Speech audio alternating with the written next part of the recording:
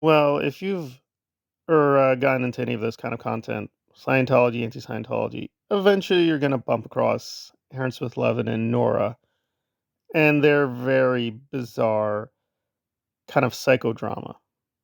And they both, to put it mildly, have very mixed records. I would have to admit to the basics here that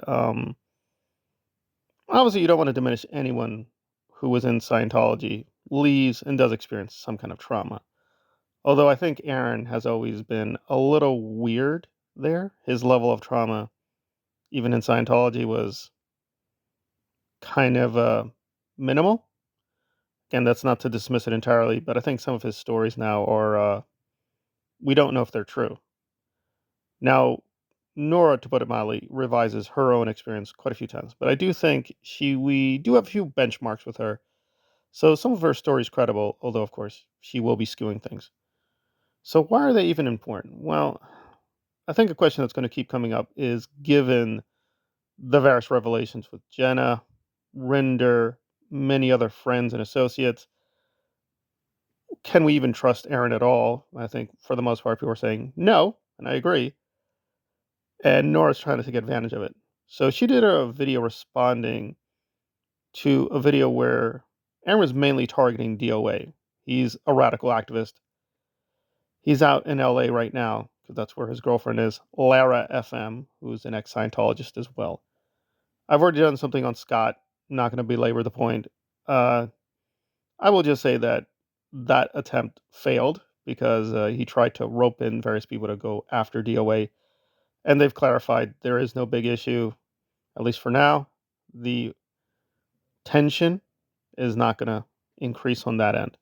But we'll get back to DOA and Streets LA and that part of the movement, good or bad. So I want to stick to three major points, and two of them were very strange, and one of them does involve me.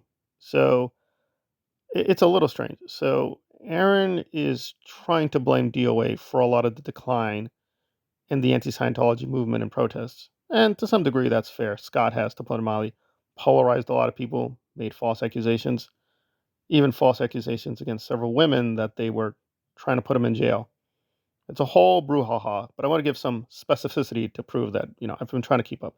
So what happened is that Scott, I'm still not clear what the idea was. It was he's trying to do some of this Occupy Wall Street kind of thing, but apply it to Scientology. Scientology has this thing called the notorious Big Blue. If you've even seen a few documentaries or just a lot of news reporting, you'll see this massive blue building. That's in Los Angeles. It's been known colloquially as Big Blue, right? So that's usually where a lot of protesters or even a lot of journalists and news reporters go out and just say, "Hey, what is the Scientology? I don't understand. What is the Church of Scientology?" Well, symbolically, that's where it is, right? They have many different centers and many different buildings, but that's kind of become symbolic of who they are. So anyway, Scott's idea was to occupy Big Blue, but for whatever reason, nobody did basic research, and ended up what they were doing was illegal. This is not Scientology. This is very basic. Again, I'm not from Los Angeles. I can't verify this. But this apparently was just a normal code with the county. They were violating it, and of course, the Scientologists called the police and said, "Well, they're violating the code." And it turned out they were violating the code. So they were ordered to basically pick up their tents and get the hell out of there, which they had to do. So it was just a whole big mess. A lot of money was wasted, a lot of goodwill, a lot of people took time out. It just became a big mess. And Scott looked for people to blame. So he started to blame a few women. And then, of course, Aaron stepped in and said, "You've been destroying everything, Scott. Blah, blah, blah. Blame my women." And given what Jenna revealed, it just became a big, big mess. So now there's this struggle back and forth about who is more pro women, who is more anti women. I'm skeptical of both, but I do think a lot of what Aaron was saying was, well, propaganda. So he's saying that DOA created this kind of chaos economy where people are just coming to look at a train wreck and it's doing a lot of damage to the movement. Again, some of this is true. That's why I wanted to give that specific example, because even if you don't care about Scientology, anti Scientology, a lot of people are curiously tuning in, but it is turning it into a clown show, frankly. That was a big, big mess. However, at least more recently, this is Aaron, right? What Jenna, Rinder, and a lot of people responding to are him. It's him lying, being a fraud, making false promises, misleading people, and so on and so forth.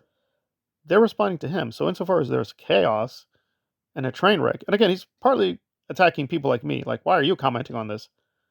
Well, you created a big mess. We're commenting on the big mess. I mean, some of this is Scott, that's true, but it's like you helped create this mess.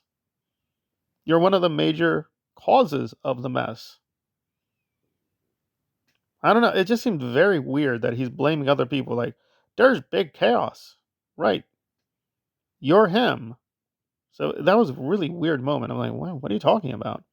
And then he tried to give his own positive example of what he and some local people, because he's in Florida, what they're doing. And you're like, well, there were a lot of question marks. Now, good faith, some of these people may be out there with him protesting, quote, Scientology. I mean, when I stop by to look at what they're doing, I rarely see the whole thing because it doesn't look like they're doing very much. Now, I'm open minded and I have been to a few protests. I don't want to brag because some people are lying about me saying, well, you've been here, you've been there. I never said those things, but I've been to a few protests. And listen, I've been to a few of them where it was literally just me and three other people. So it can get bad when you just have a few people and you look small and silly and nobody pays attention. And I've been there, like when it's raining, oof. I mean, I've had some terrible experiences. It's going to happen. So if Aaron can get like 8, 9 people with him, that's great. I mean, any protest is a good one, but really a lot of times they're just sitting around drinking soda and beer and laughing and talking. So are they really educating people or intimidating Scientology? I mean, his big victory, he says, is that Scientology just leaves us alone. Right, but usually where they're protesting, and again, I'm not from Florida, I can't verify this, but from other streams, basically they're just large chunks, these big blocks that Scientology has bought up, and it's kind of like a ghost town. It's pretty scary, so I don't want to play down how evil the church is. The church is very evil. They've done some horrific things where they set up these buildings. They do. Not everyone. I mean, don't do panic when you see a Scientology building. You know, it's like a house of horrors. But some places are. Some places, some really evil, ugly things have happened. So I want to be clear on that. That said, and it was a little embarrassing because in the video itself, Aaron was like, oh, he was listing some of these activists, right? And some of them are pretty public. So I can name them as well, like Farrell Cheryl. I may not like these people, but it's like, okay, yeah, there seems to be some consistency. Farrell Cheryl shows up with Aaron and they're trotting about. But then he was like, oh, and some new people joined. I don't know their names. You're like, what? Like, that's pretty silly. And yes, Nora was having a lot of fun because he was like, uh, guys, he doesn't even know some of the new protesters, the new streamers. He doesn't really pay attention. That's true, but we're going around in a circle. Like, how many of these people are there to actually protest versus be around Aaron and gain some fame, right? Some subscribers and get some views, right? There's no doubt about it because, again, he's just such a big brand name.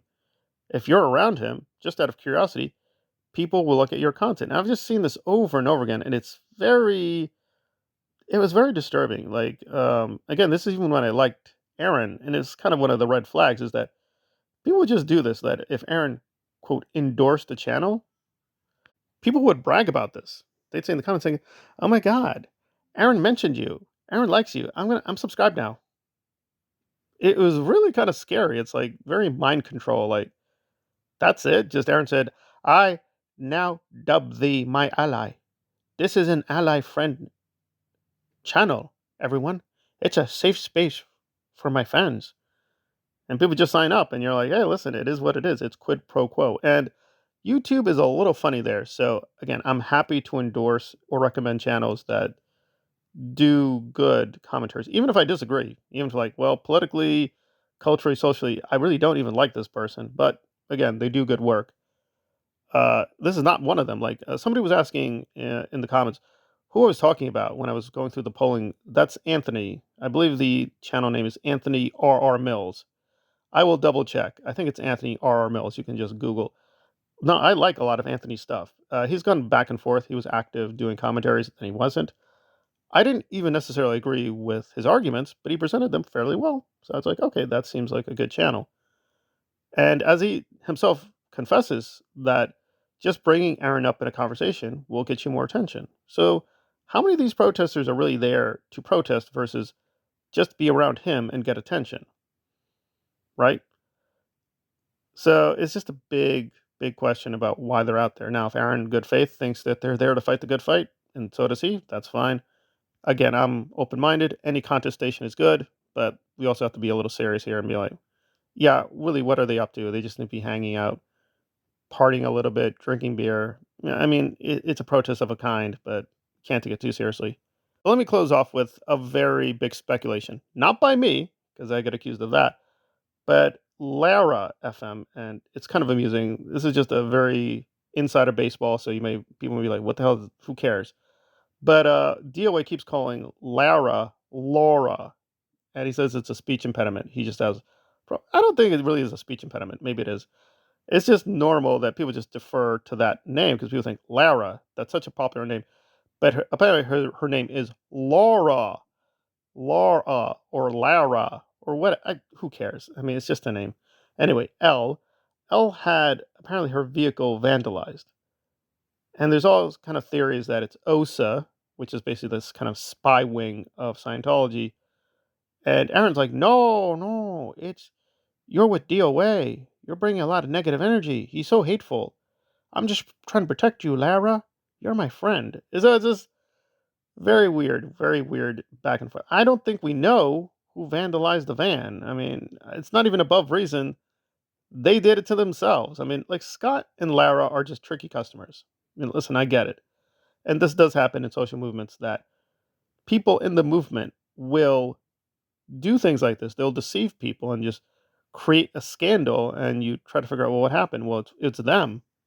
It's us. Like they did it to themselves just to gain attention. So I don't know what happened. I will look more into it. There's just a lot of crazy stuff happening with money missing, them not being clear where the money's going. It's all kinds of questions. But definitely Aaron trying to pretend to be the white knight with Lara. And he did it too, I think. He called her Laura. It's kind of like, yeah, whatever, whatever. So just a lot of misleading junk. So that part of it where Nora was calling that out. That's fine. But I have grave questions whether you can just label him Darvo and that explains everything. It's a lot more complicated than that, and we'll get into it. So the commentary she did was okay, but people were saying like, "Oh my God, it's the apocalypse." She revealed a new religion to save everyone. It's like, calm down, calm down. I think she's just pursuing her own agenda, but that's my humble opinion. But we'll look into it more because she did say some interesting, incisive things, which usually for Nora is pretty rare. But yeah, not a great commentary, but some solid points were made.